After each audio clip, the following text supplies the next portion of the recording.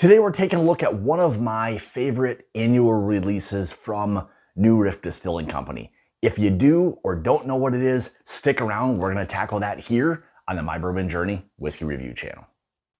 Hey guys, welcome back to the channel. Thank you so much for joining me as always. Hey, if you're new here, welcome. Thank you for taking a little bit of your time. Make sure you hit the subscribe button, thumbs up, all of that stuff goes a long way. Thank you so much for tuning in today. So we're taking a look at, again, like I had said, one of my favorite annual releases from New Riff Distilling Company.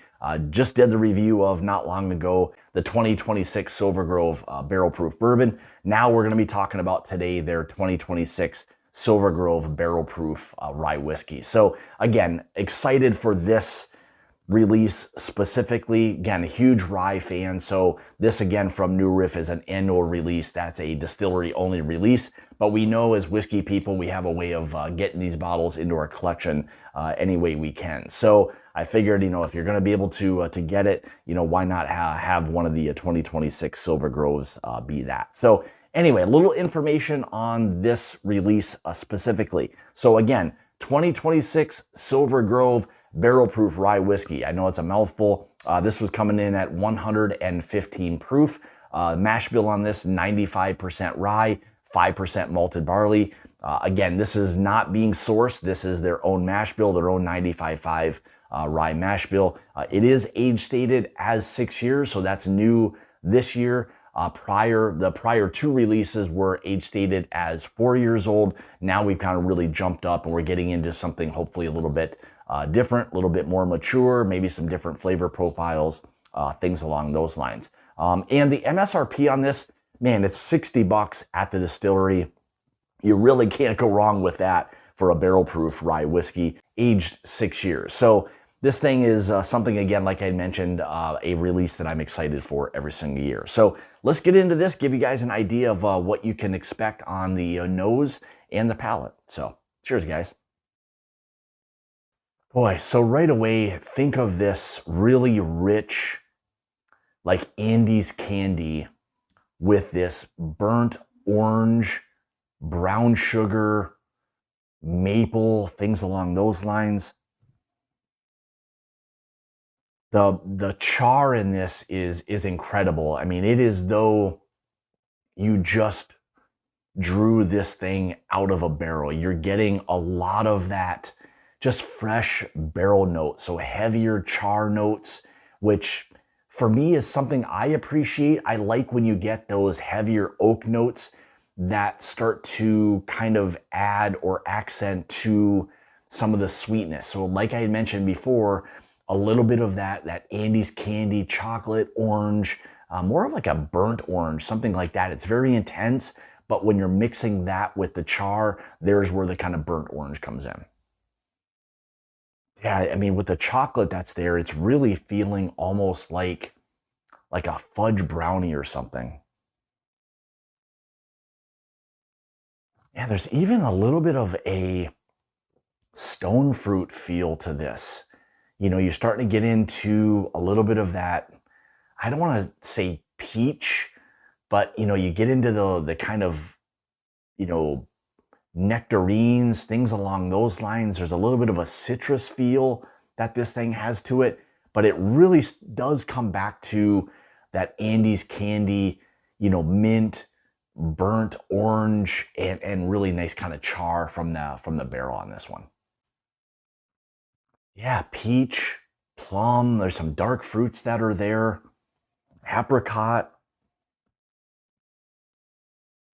maybe even a little bit when you get into the darker fruits like that, maybe a darker cherry, something like that. And it's a beautiful nose. I just love how you've got some like almost citrus, dark fruits. You've got some chocolate, some burnt orange, all of that working extremely, extremely well, on the nose. So with all that, let's kind of tackle the palate, see exactly what this is going to give us. This is the most important part right here. So cheers, guys.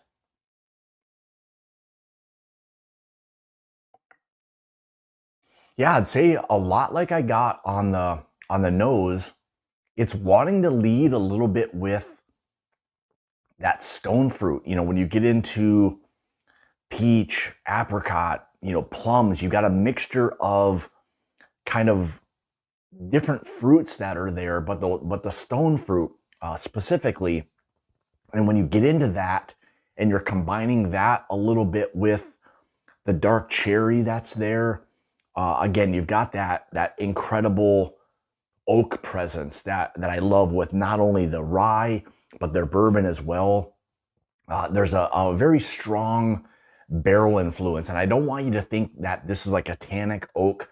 It's just more of a, if you've ever drawn whiskey directly from a barrel, you know what that oak impact can be when you're nosing and tasting a whiskey, and you're getting a lot of that, in a batched product, which really is signifying that this release had a really kind of major barrel influence, on this release. So something again that I enjoy in a whiskey. I just like when they kind of work really well when you get a lot of those, again, stone fruits, some dark fruits, mixing really well with some of that oak. It's a fantastic profile so far.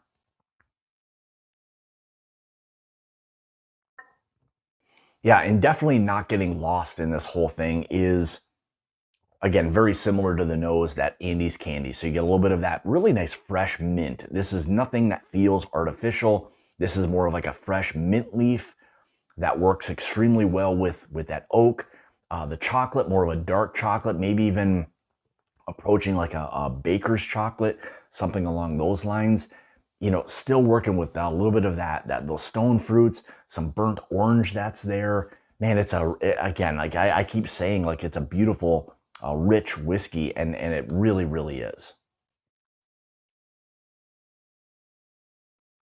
I think when you tie all of this stuff together, again, just kind of recapping this, think a lot of those stone fruits, again, peach, apricot, plum, dark cherries, the Andes candy, dark chocolate kind of feel, burnt orange, that barrel influence, as though you're right in a rickhouse drawing whiskey right from a barrel. It's a really fantastic just profile, great overall release from New Riff with the Silver Grove here in 2026.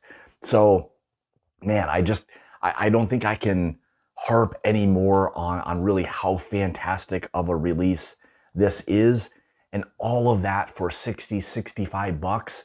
Man, it's a really hard whiskey to want to pass on. And if you can get your hands on this, I would say any way you can maybe get your hands on it, I would definitely do so. I think it is worthy of 60 bucks, 65. In my opinion, I think even if this Silver Grove barrel proof rye whiskey was $100, even with a 6-year age statement. I know some people kind of get a little hairy with age statement and $10 per year and all that. This is still, in today's day and age, I think, a $100 whiskey. So if you can get this, like I mentioned before, definitely do it. It's a pretty darn incredible rye whiskey. Yeah, long finish, so you can expect that. If you're a cigar person, I think this will be a great rye whiskey to maybe pair with a nice kind of spicy cigar. I mean, obviously you can have it on your own, but man, it just overall, I think they really did a fantastic job. This feels like the most rich, most complex rye whiskey that they've put together. And again, this is just why I love this release overall. They continue to now age up a little bit, and you're starting to get some different profiles. This does feel a little bit different than even last year and the 24 release. So again, with all of that, if you can find it, just buy it. I think you'll truly appreciate what this whiskey kind of has to offer for you. So with all that being said, now I want to hear from you. Let me know, in the comments below, have you had the 2026 Silver Grove Rye Whiskey and or the Barrel Proof Bourbon? Would love to hear from you, your thoughts on that. If you've done any kind of comparison to 25 and 24, where do you think this one maybe specifically lands as well? So with all that being said, thank you guys so much for tuning in to another video. Greatly appreciate it as always. If you'd like to follow me, you can on Facebook and Instagram, those places at My Bourbon Journey. If you'd like to become part of the Mash and Journey Whiskey Club, make sure you check out the Patreon link in the description below. That down there with a lot of other great things for you as well. So with all that being said, thanks guys for tuning in to another review today. Greatly appreciate it. And as always, it's about the journey and not the destination. Cheers. We'll see you in the next video.